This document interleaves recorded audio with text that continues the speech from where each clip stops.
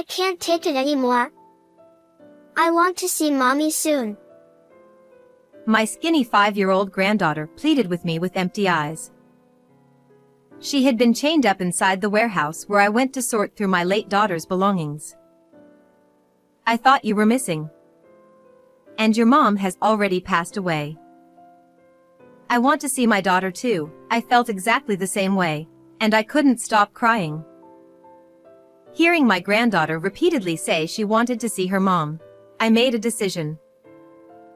Then, shall we go to the heaven together with Grandma? But just as I was about to put my hands around my grandson's neck, I noticed something very familiar. Is that?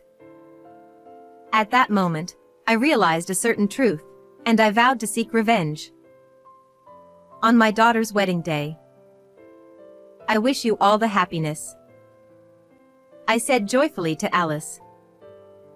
My name is Mary, and I'm 58 years old, working as a medical secretary at a nearby hospital. If I do say so myself, after my husband passed away early, I worked so hard to raise my daughter Alice and her brother Terry. Mom, thank you always. You must be tired. Let me give you a shoulder massage. She's an attentive daughter like my kind-hearted husband. She always spoke to me like that, and it comforted me. Since becoming an adult, Alice has been running an online shop and seems to have quite a lot of savings. My daughter Alice married a wonderful elite businessman Dylan a few years ago and was blessed with an adorable granddaughter Zoe. My son Terry also graduated from university and became independent. I felt relieved and content. However, on a hot summer day, my daughter suddenly came home with Zoe. Her expression was dark, and she didn't look well. What's wrong? You seem down. Did something happen? Well, it might just be my imagination, but lately, I feel like Dylan's attitude towards me has been getting colder. According to my daughter, her husband always comes home late at night and smells of alcohol. In addition, my daughter said that when she tries to talk to him, he ignores her or shouts "shut up." At worst, he hits and kicks her. And on top of that, he says since I have my own income, he doesn't need to contribute to our living expenses. He claims he's saving his income, but he won't show me his bank statement. I'm worried. What's going on with Dylan? It must be tough for you. Then she started crying, biting her lips. For my resilient daughter to express such vulnerability, the situation must have been incredibly difficult for her. I gently spoke to her.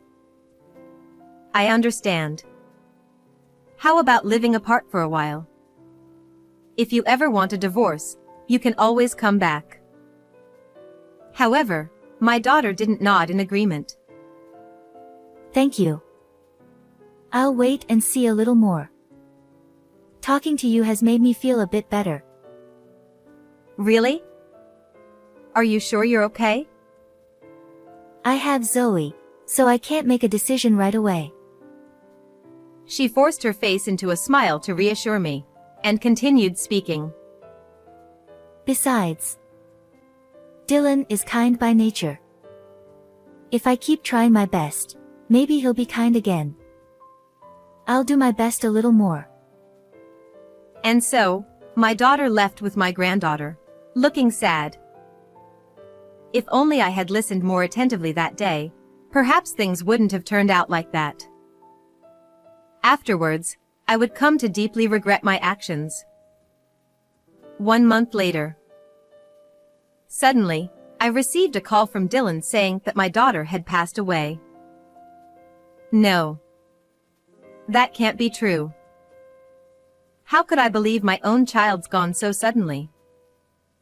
My son-in-law said Alice took Zoe with her and jumped into a waterfall to end her life.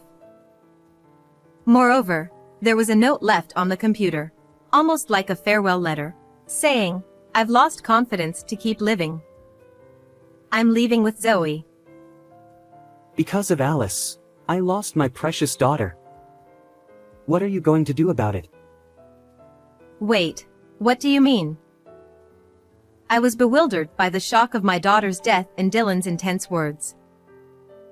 Because of your lack of discipline, she became such a horrible woman that she even dragged our daughter into this. So, it's your fault. My fault. Obviously, isn't it? Dylan, looking pained, told me an even more unbelievable thing.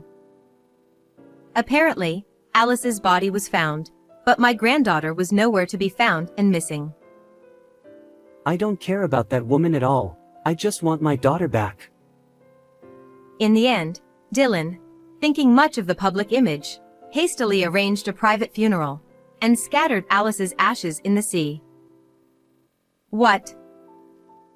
Unable to attend my beloved daughter's funeral, I fell into the depths of despair.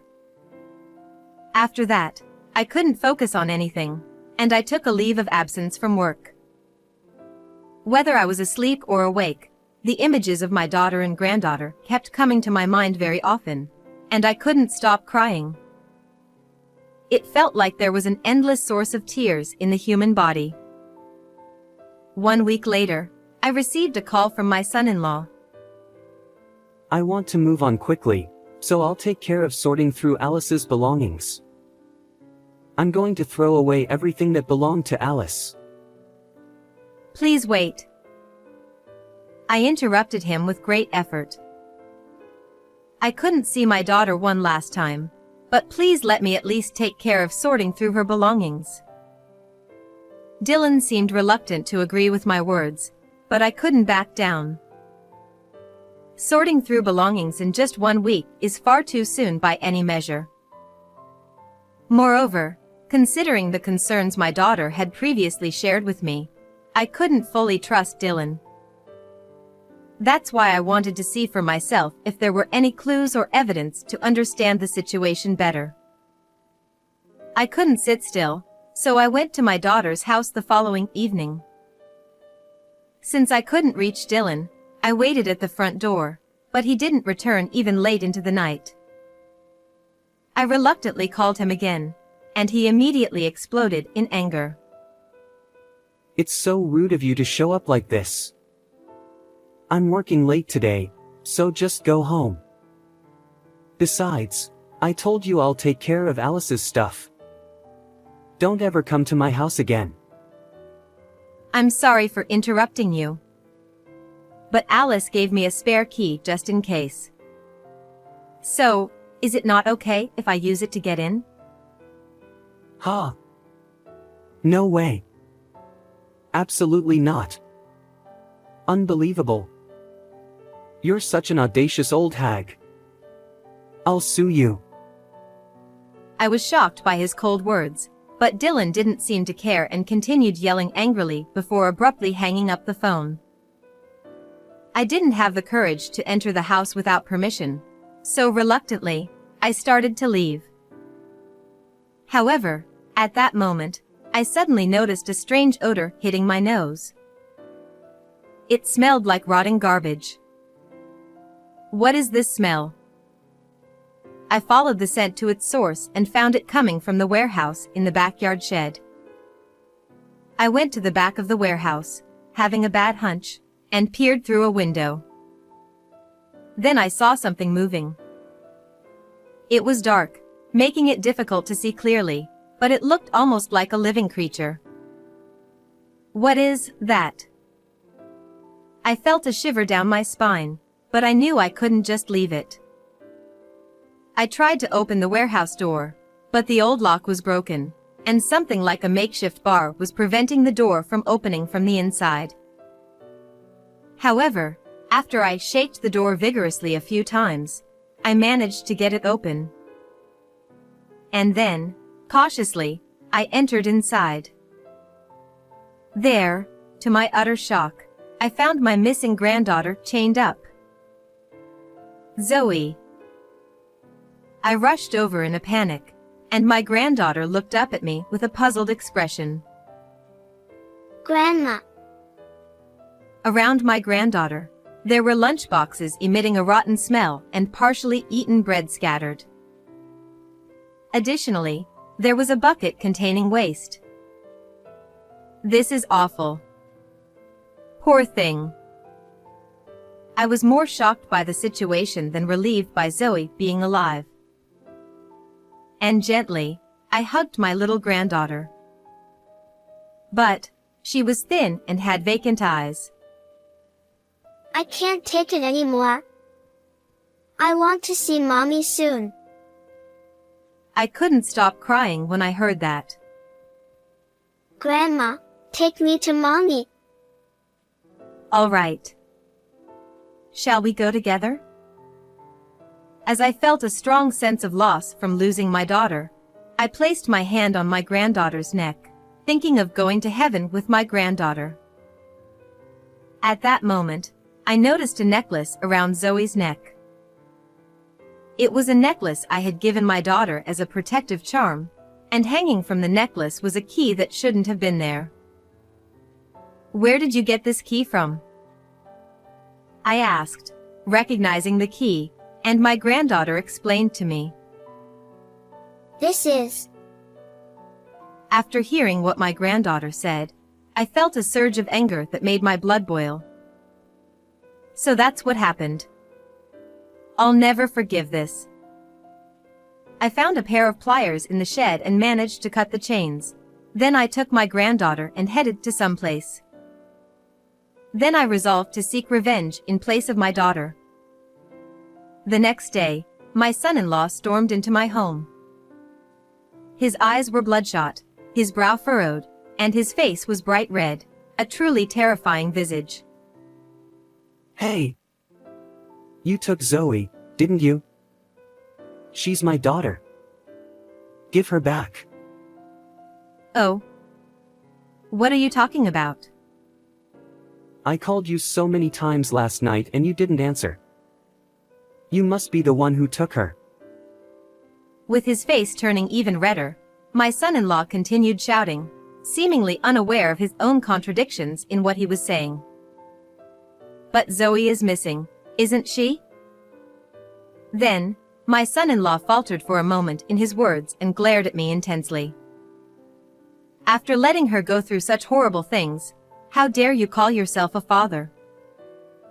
She's a selfish daughter who wouldn't listen to her parents, so I was just disciplining her.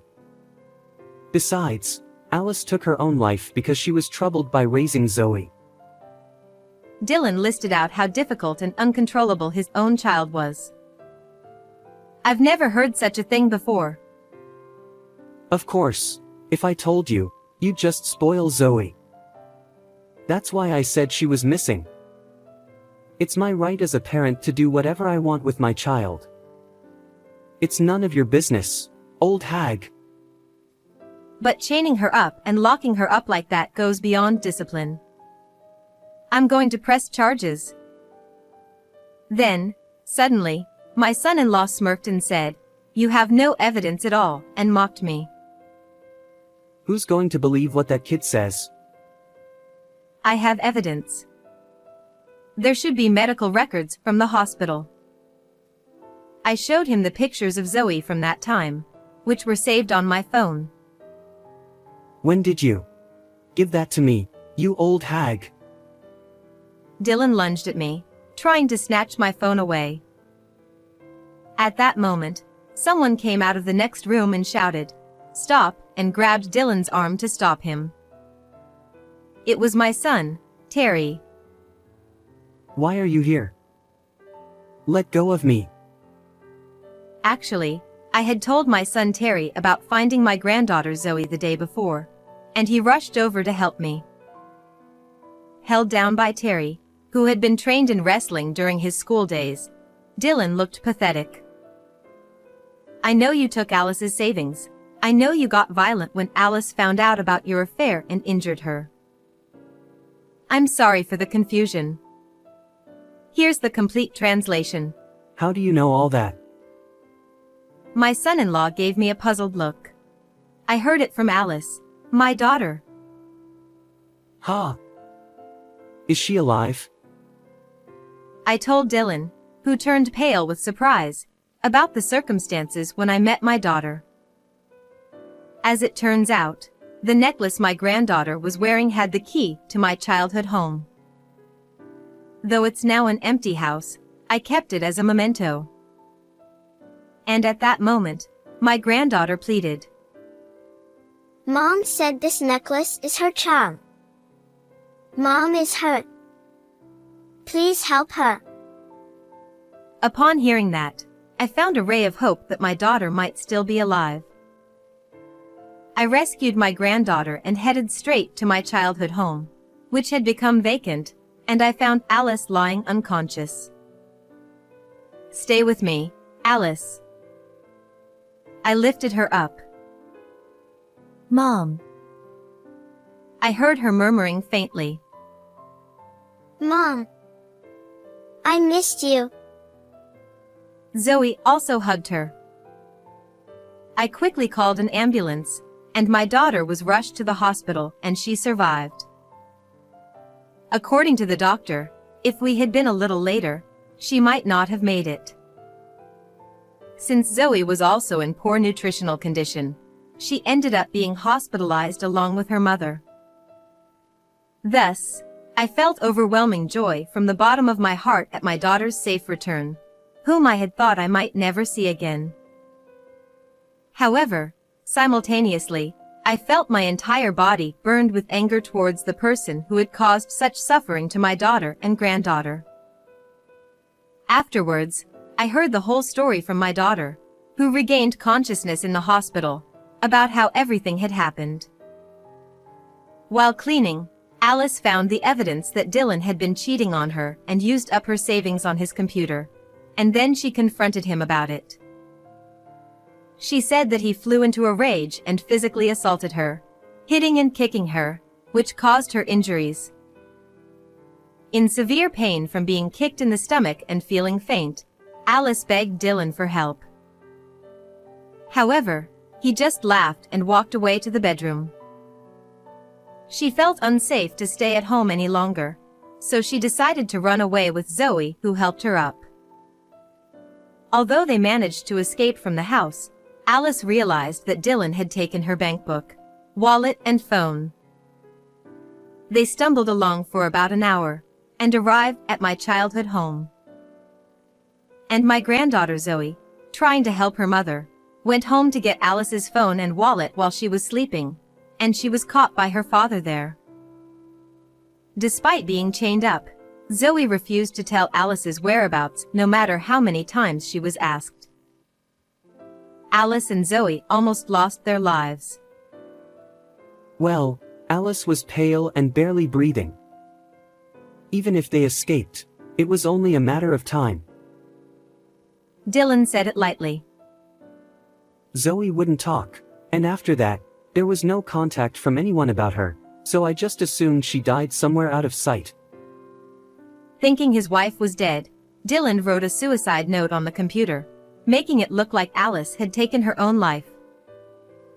Furthermore, he made it appear that Zoe was missing, locked her in a warehouse, and hoped she would eventually die there. Horrible. It's just a marital spat. The affair was just a fling. Now, Alice is alive, aren't you not happy? That's not that point. I've been recording this conversation. I'm reporting this to the police. Upon hearing the word police, Dylan suddenly panicked and began begging for forgiveness, kneeling down. It's just bewildering how suddenly he changed his attitude like that. I'm sorry. I'll break up with my affair partner and I'll be kind to Alice from now on. Please don't involve the police. I can't believe what you say. When I refused, he tried to cling to my arm. If I get caught, Zoe will be fatherless. Is that what you want? With tears in his eyes, Dylan desperately pleaded for mercy, but I pushed his hand away. She'd be better off without a father like you. But... At that moment, the police, called by my son, arrived, and Dylan was taken away in custody. After that, my daughter divorced him. Dylan received a prison sentence and ended up behind bars. Being convicted also led to him losing his job at the company.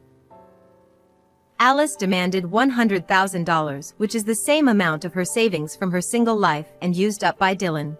$20,000 in compensation for the affair and injuries caused, and $15,000 in child support. And she also demanded $10,000 in compensation from Dylan's affair partner, who was a junior colleague at the company. It seems Dylan intended to quickly throw away Alice's belongings and move in with his affair partner. But the affair partner wasn't serious about him. Dylan's parents learned of his actions, apologized to my daughter, and sold their land to pay compensation. However, they intended for Dylan to work and repay them once he was released from prison.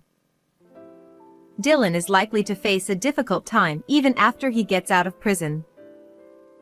My daughter and granddaughter got better and came back to me. Alice, now fully recovered, has started working and is enjoying a peaceful life. I'm also determined to stay strong and do my best for my daughter and granddaughter.